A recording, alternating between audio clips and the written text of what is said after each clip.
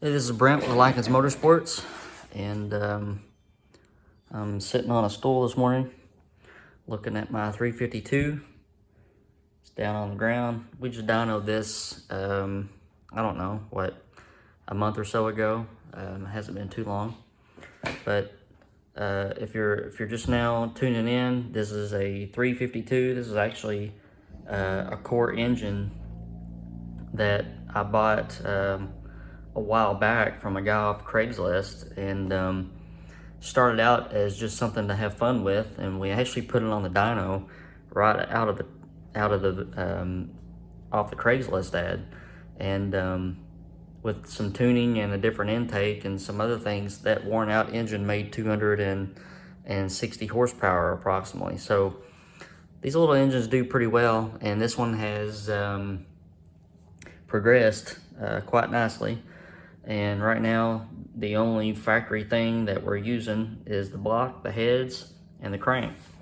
It's got a set of Molnar FE rods in it, Racetech pistons, got a custom solid roller camshaft, and some other goodies. Pack springs, titanium retainers. These are small diameter dual springs. They sit at about 280 pounds seat pressure and about 680 pounds open pressure. But in the last time we dynoed this with a 1967 police interceptor intake that had been ported, this little engine made 465 horsepower at 7,200 RPM. It's pretty good for its size, and just for 10 1/4 to 1 compression. So in the spirit of hot rodding, I have torn the intake off of it, and we have this new intake. This is a Blue Thunder reproduction of the factory Ford medium riser 2x4 intake, and just a really nice piece. They're not cheap, and sometimes they're hard to find, but it's pretty much a spit image of the factory intake. And that factory intake, and this one as well, does exceptionally well on engines. And if you're familiar with Jay Brown and his intake manifold testing, on a stroked 390, around 500 horsepower or so, I think this intake was the third or fourth from the top in unported form. So, up there with a tunnel ram and a tunnel wedge, this intake did very, very well. And there's a reason for that.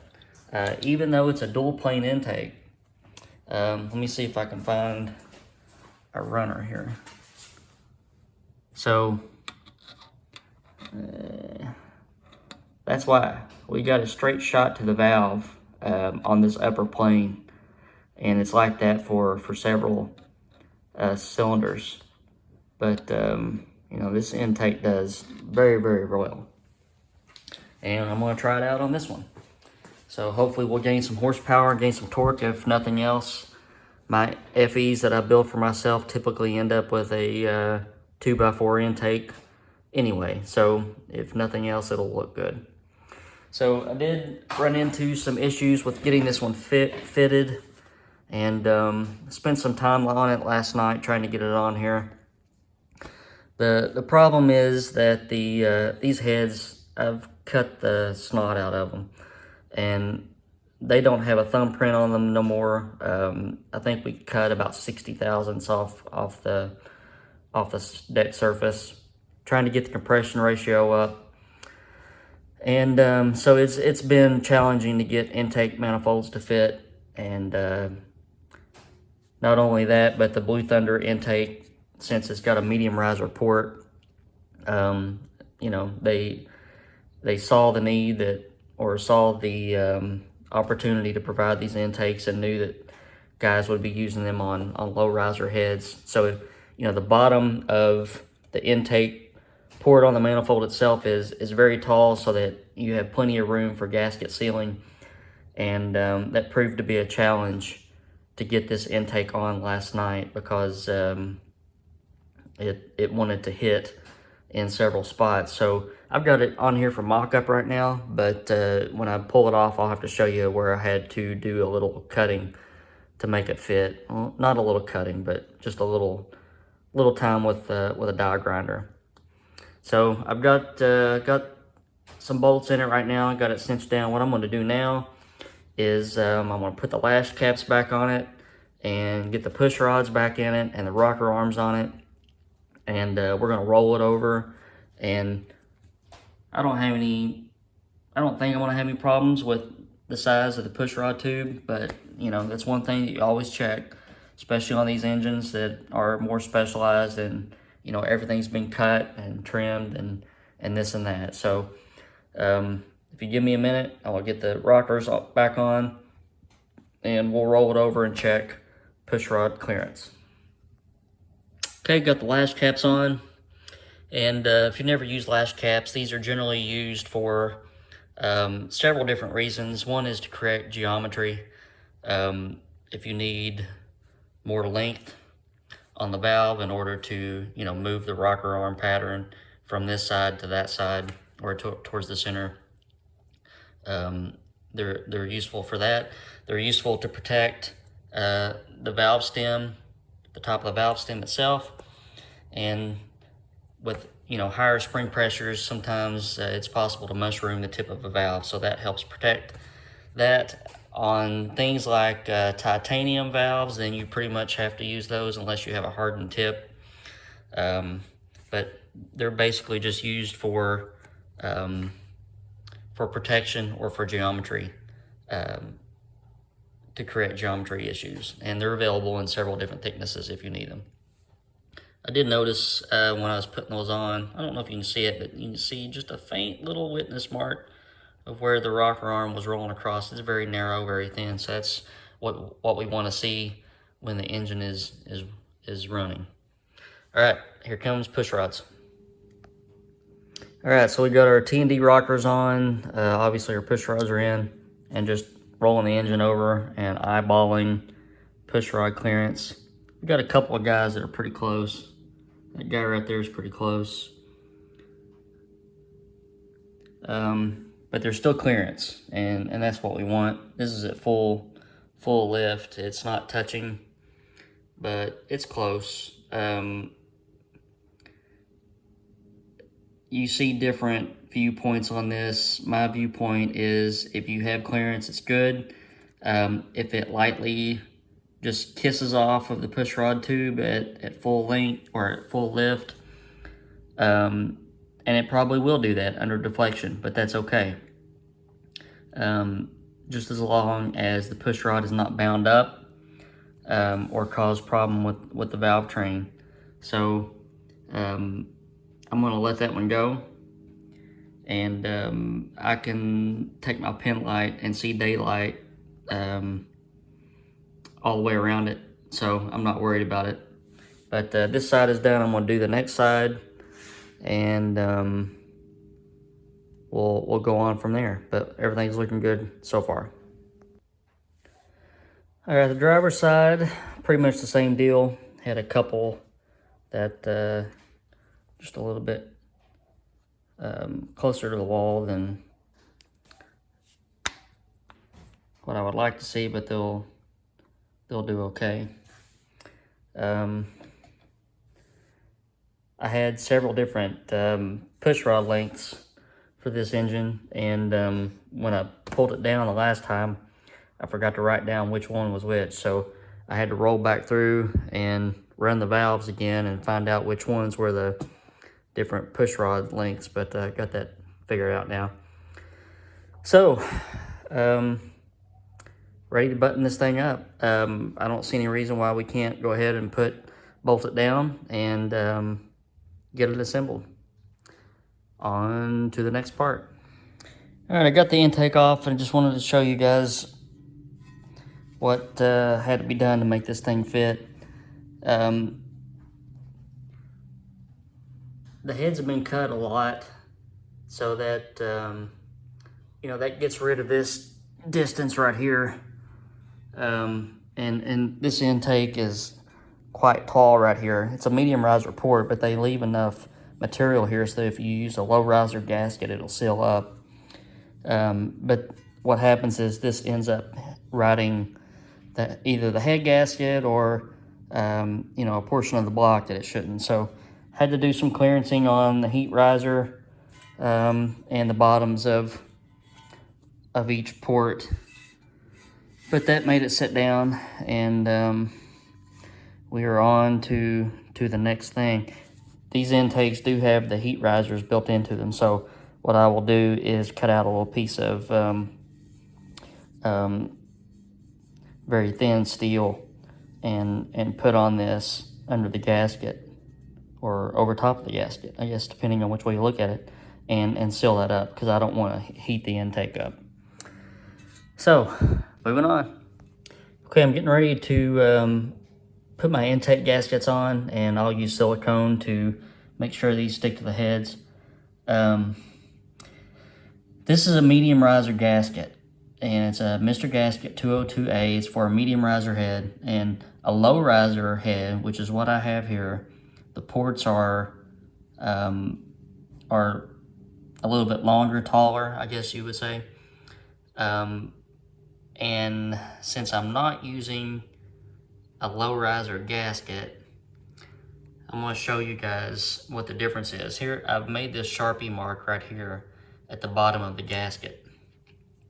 If I raise that up, this is how much I'll be covering. So it's basically, I don't know, 3/16 of an inch or so. So this is one of those situations where I'm saying, do as I say and not as I do. This is a dyno mule. I'm gonna have, you know, I'm gonna test this intake out, and then I'll probably pull the engine back down and, you know, swap some pistons or do something else. So this isn't meant to be a long-term runner. The silicone is going to help me out here, and it'll make sure that the gasket sticks and that this, you know, this will be covered. You know, if I were doing this for a customer build, I would order some different gaskets and use those. The Mr. Gasket, I think it's a 201G or a 206G, I can't remember, but it's a low riser paper gasket, and it would come, you know, down further on the cylinder head. So I'm going to glue these on. I'm going to set my intake manifold on as I usually do and give it time for the silicone to dry, and then we'll be putting the intake on here in a couple hours. Stay tuned. All right, update. Intake manifold is on. Push rods are in. Rocker arms are on. So, not bad. A lot harder working off of a stool. I don't particularly care to do that. I'd rather have it on an engine stand, but I'm also lazy and didn't feel like taking it off the cradle and putting it on an engine stand. So it is what it is. All right, time to get the carburetors on. Before we put the carburetors on, I'm gonna go ahead and run the valves on this, since we have everything bolted down solid. As I said, when I tore the top off of it several weeks ago, I didn't keep track of the push rods, so that's my bad. I'll go ahead and run the valves now. I won't run all of them, but I'll run a few so you can see what's going on, and that way we can get our lash back the way it was. So the way I like to do it is, if you remember in previous videos, we did the EVO method, which is exhaust valve open. So you set the intake valve when the exhaust valve is opening, and IVC set the exhaust valve when the intake valve is closing. So we'll do a couple right here. This is the front on an FE is always the exhaust. So exhaust valve, intake valve. So I'm gonna roll this over. We'll do this one first. I'll roll the engine over until this valve opens and then starts to close. Got the plugs in it. got 700 pounds of spring pressure. I've got my 20-inch breaker bar, or 20-inch half-inch drive ratchet. It's still a little rough, but it gets the job done. All right, intake valve starting to close. So last spec for this engine is 18 thousandths. So we're a little tight here.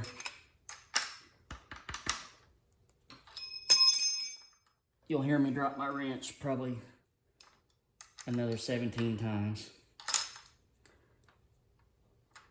So this is kind of like reading the mic. You got to get a feel for your feeler gauge. I like a tight fit on my feeler gauge. And you can see that I'm kind of putting a little effort into getting that in there. So when you get close, you want to hold your Allen wrench tight and not move it, and then lock down your adjuster and then give it a feel. So we didn't lose anything there. And I like to mark on the rocker right now anyway, which one I've done, so that I don't neglect one or redo one.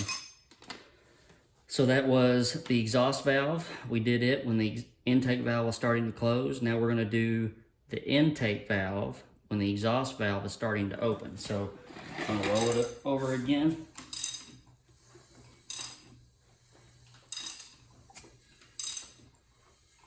I don't know whose idea this was to do it on the cradle, but it's a pain. Okay, exhaust valve starting to open. We're going to try our feeler gauge, loose.